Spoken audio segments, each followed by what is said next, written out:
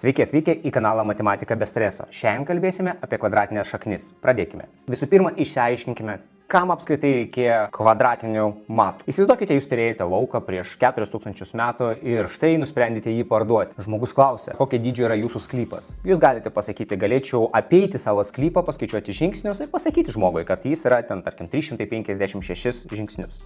Tačiau, ką galima buvo padaryti, protingiau, tai išmatuoti lauką kažkokio tai vienu matu, kurį galėtų kitas suprasti. Ir tai buvo labai paprasta padaryti. Mes galėjom suskirstyti lauką į kvadratinius metrus arba kvadratinius kilometrus ir suskirstę paskaičiuoti, kiek kvadratinių metrų gaunasi ir pasakyti žmogui. Jeigu jūs pasakote, mano laukas yra kvadratas, jame yra 144 kvadratiniai metrai.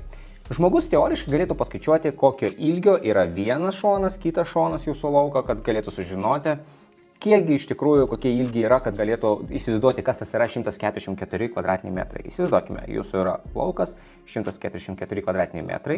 Tam, kad sužinoti, koksgi buvo pradinis matas, mes turime įdėti po kvadratinį šaknį, po šaknį jūsų skaičių ir sužinoti, kiek vis dėlto gavosi. Tai mūsų atveju kvadratinė šaknis tai yra 12. Kodėl 12? Nes 12 kart 12 lygu 144. Taip mes sužinojome, kokio ilgio yra jūsų lauko šonai. Arba vienas šonas, o kadangi jis kvadratinis, tai visi šonai, visi 4 šonai.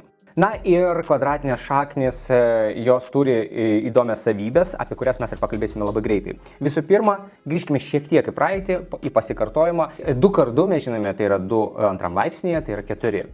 Tačiau -2 kart -2 irgi yra 4. Atsakymas tas pats. Kasgi būna, jeigu mes turim tą ketvirtą kvadratinę šaknyje. Ir čia reikia atsiminti, kad bet kokiais atvejais, jeigu tai yra kvadratinė šaknis ir joje turi būti tik tai pozityvus skaičius, tai yra ne neigiamas skaičius, ir rezultatas bus irgi visada pozityvus. Tai kvadratinė šaknis iš 4 yra 2. Ir dabar pagrindinis paaiškinimas, kodėl taip yra. Kaip ir sakiau, viskas kyla iš geometrijos, iš žemės matavimo. Geometrija reiškia geožemė, metras yra matuotė. Tai iš žemės matavimo natūraliai, kad niekas negalėjo turėti tais laikais neigiamą žemę. Tai žemės laikų buvo teigiamas skaičius. Todėl išimdami kvadratinę šaknį iš bet kurio teigiamo skaičių, iš neigiamo negalima išimti kvadratinės šaknies, nes tokia negali būti, bet iš teigiamo skaičiaus mes gauname teigiamą skaičių, tik tai teigiamą. Nors -2 kart -2 irgi gaunasi 4, bet mes visą tai ignoruojame. Na ir kiti dar labai svarbus dalykai, kvadratinės šaknys nesumuojamas. Neįmanoma pridėti kvadratinę šaknį iš 4 prie kvadratinės šaknies iš 9 ir gauti tokį bendrą kvadratinę šaknį, kurioje būtų 4 sudėti su 9. Tačiau galima išimti iš kvadratinės šaknies vieną skaičių, tada antrą ir juos sudėti. Tai mūsų atveju būtų 2 sudėti su 3 ir gaunasi 5. Tačiau dauginant galima daryti tokias manipulacijas. Tai yra kvadratinė šaknis iš 4 padauginti iš kvadratinės šaknies iš 9. Galima įdėti į bendrą kvadratinę šaknį ir ten padauginti tos skaičius. Sužinokime atsakymą, tai 4 kart 9 yra 36, o kvadratinė šaknis iš 36, koks skaičius dauginasi pats iš savęs, kad gauti 36 yra 6. Visą laiką stenkitės kvadratinę šaknis davesti iki maksimalaus aiškaus skaičiaus. Tai va, dar kitas variantas, kad kvadratinė šaknis iš 2 padauginti iš kvadratinės šaknies iš 2 dar galima užrašyti kaip kvadratinė šaknis kvadrate. Tokiu atveju kvadratinė šaknis atšaukia kvadratą, tai aš užbrauksiu, kad būtų aiškiau, ir atsakymę mes gauname 2. Tai yra labai svarbu, nes jūsų pratimuose po to pamatysite, tai kartosis, tai atsiminkite, tas pats bus ir su kubiniam šaknim, ir su bet kokiom kitom šaknim. Kitas variantas, kaip minėjau, kad galima ir dalinti. Kvadratinė šaknis iš 125 padalinti iš 5, iš kvadratinės šaknies iš 5, tai tas pats, kas būtų kvadratinė šaknis, 125 dalinti iš 5, kas yra 25. Tai yra mūsų rezultatas kvadratinė šaknis 25, bet mes žinome, kad reikia išvesti iki galo ir iki galo būtų 5. Kartais skaičius gali būti sudarytas, sudaugintas iš kelių skaičių. Tai ką galime padaryti, tai surasti kokį nors daugiklį, kuris galėtų būti ištrauktas iš po kvadratinės šaknies. Nu, pavyzdžiui, 18, mūsų skaičius 18 sudarytas iš 9 kart 2. Kvadratinės šaknis iš 9, padauginti kvadratinės šaknis iš 2. Taip galima daryti su dauginimu ir dalinimu. Ir tada gaunasi, kad mes gaunam 3 ir 2 lieka kvadratinė šaknė, nes bus ir racionalus skaičius, mes jo kol kas netrauksime. Ir padarykime keletą pratimų greitai. Raskite x reikšmę, jei galima. Čia labai svarbu, ją paėmė, tai įrašė jei galima, nes ne visur bus galima. Su kuria duota lygybė būtų teisinga. Tai pirmojo atveju žinome, kad jeigu 12 yra kvadratinė šaknis iš x, reiškia reikia 12 kart 12. 12 kart 12 yra 144. Reiškia x lygu 144. Prie b sustokime, nes aš jums parodysiu vieną dalyką. Tai 1/7, gaunasi, kad mūsų yra 1,49.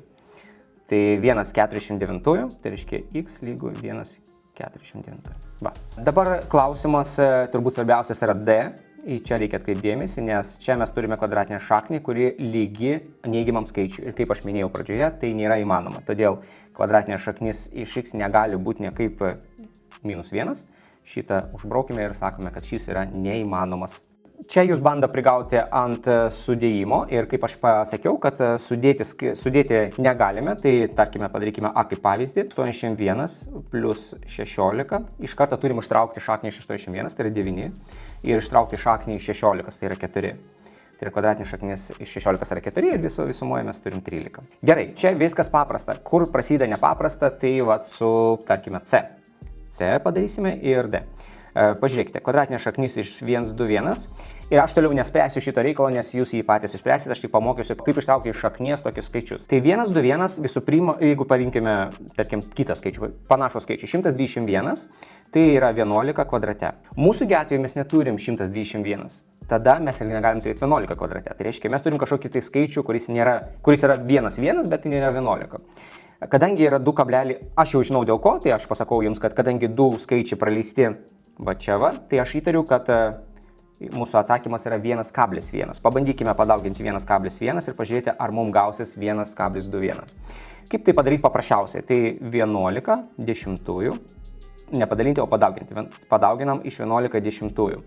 Gaunasi 121 viršuje ir apačioje mes turim 100.